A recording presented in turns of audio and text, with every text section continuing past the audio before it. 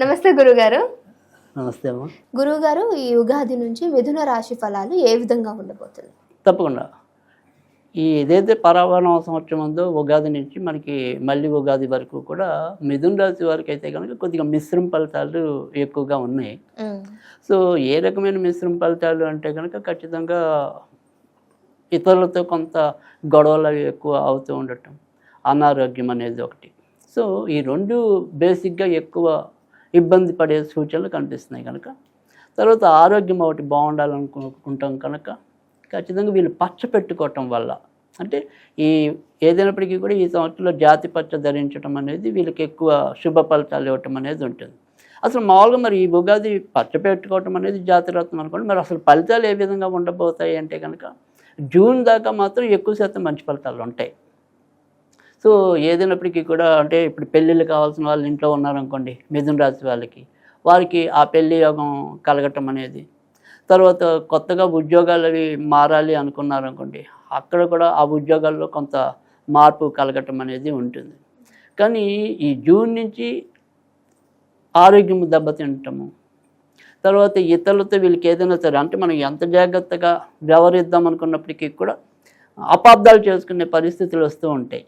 So ఒక్కోసారి వీళ్ళ మాటలో తొందరపాటు అనేది ఒకటి, తర్వాత సడన్ ఎమోషన్స్ అంటే ఆకస్మికంగా ఉండే ఈ భావోద్వేగం. సో దానివల్ల కూడా కొంత ఇబ్బంది ఎక్కువ పడటానికి మిథున రాశి వారికి ఎక్కువ కనిపిస్తుంది. సో అందువల్ల దానివల్ల కూడా తొందరగా మనని అపార్థం చేసుకోవడానికి, మనతో కొంత సంబంధ బాంధవ్యాలు ఇతరులతో దెబ్బతినడానికి అవకాశాలు ఉంటాయి. కనుక ఈ ఏదైనా సరే ఒకసారి ఎవరితోనే సరే మనం మాట్లాడుతున్నాము అంటే 1-2 సార్లు ఆలోచించుకొని మాట్లాడటం అనేది అవసరం. తర్వాత రెండోది ఏంటంటే జూన్ తర్వాత అంటే విద్యార్థులు ఎవరైతే ఉంటారో మొదటి నుండి జూన్ దాకా మాత్రం ఖచ్చితంగా కొద్దిగా ఎక్కువగానే కష్టపడాల్సి ఉంటుంది. సో జూన్ తర్వాత నుంచి ఇప్పుడు ఏదైనా సరే కాంపిటేటివ్ ఎగ్జామ్స్ కానీ ఇంకా జూన్ తర్వాత ఉండే ఎగ్జామ్స్ ఏమైనా ఉంటే మాత్రం కొంతవరకు పర్వాలా మనకి గోచరం సహకరిస్తుంది. సో జూన్ లోపల మాత్రం వీళ్ళు 100 మార్కులు రావాలి అనుకుంటే మాత్రం 170 మార్కులకి కృషి చేయాల్సిన అవసరం ఉంటుంది. సో అందుకని అక్కడ దాకా కొద్దిగా కష్టపడాలి. తర్వాత రెండోది ఏంటంటే ఒకటే రకమైన కాన్సన్ట్రేషన్ లేకపోవటం అనేది కూడా కొద్దిగా మిథున రాశి వారికి ఎక్కువ కనిపిస్తుంది. కనుక అటు కాన్సన్ట్రేషన్ పెరగడానికి కూడా విద్యార్థులకు కూడా బాగా ఉపయోగపడుతుంది పచ్చ అనేది. జనరల్గా బుధుడి వల్ల ఏమవుతుందంటే మనకి జ్ఞాపక శక్తి ఒకటి పెరగటం అనేది ఒకటి ఉంటుంది. తర్వాత మిథున రాశి వాళ్ళకి వచ్చే అనారోగ్యాలు ఈ స్కిన్కి సంబంధించినవి కానీ, శ్వాస ఇలాంటి వాటికి సంబంధించినవి కూడా కొంతవరకు ఇబ్బంది పడడానికి ఉంటుంది. కనుక ఈ పచ్చ పెట్టినప్పుడు ఏమవుతుందంటే అలాంటి రకమైన ఇబ్బందుల నుంచి కూడా వీళ్ళు అధిగమించడానికి, ముఖ్యంగా విద్యార్థులకైతే కూడా ఇంకా బాగా హెల్ప్ అవటం అనేది కూడా ఉంటుంది.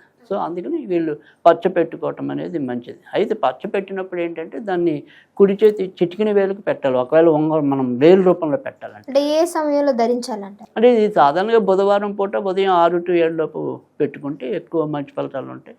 అలాగే మొదట పెట్టుకున్నప్పుడు వెంకటేశ్వరానికి పూజ చేసి పెట్టుకున్నట్టయితే కనుక మరింత లాభం ఉంటుంది. ఓకే గురుగారు, మీరేమో బుధవారం పెట్టుకోవాలి అన్నారు. మరి సాధారణంగా వెంకటేశ్వర స్వామి కంటే శనివారం రోజు పూజిస్తూ ఉంటారు. మరి బుధవారం పెట్టుకోవచ్చు అంటారా? ఇది అదే మీరు అడిగిన ప్రశ్న ఏంటంటే, అది వెంకటేశ్వర స్వామికి మనం సాధారణంగా ఎక్కువ మంది శనివారమే పూజిస్తారు కదా, మీరు చెప్పేదేమో మరి బుధవారం చెప్తున్నారు.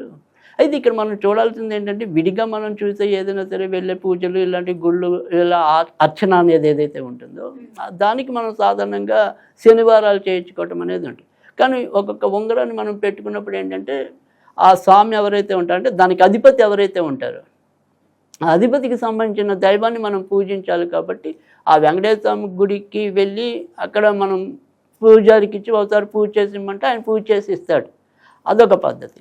లేదంటే మనం ఇంట్లోనే వెంకటేశ్వర స్వామి దగ్గర కూర్చుని ఒక కొబ్బరికాయ కొట్టుకుని ఆ కొబ్బరికాయ కొట్టిన నీటిలో ఈ ఉంగరాన్ని 2-3 సార్లు చేస్తే శుద్ధి అయినట్టే. అంటే అసలు ఈ పూజ అనేది ఎందుకు చేస్తామంటే దానికి మనం పవర్ పెంచడానికి, అంటే కాస్మిక్ రేస్ ఎనర్జీని పెంచడం కోసం. అందుకని మనం భగవద్ ఆరాధన అనేది కూడా సూచిస్తూ ఉంటాం. సో ఆ రకంగా చేసినట్టయితే కనుక మంచి జరుగుతుంది.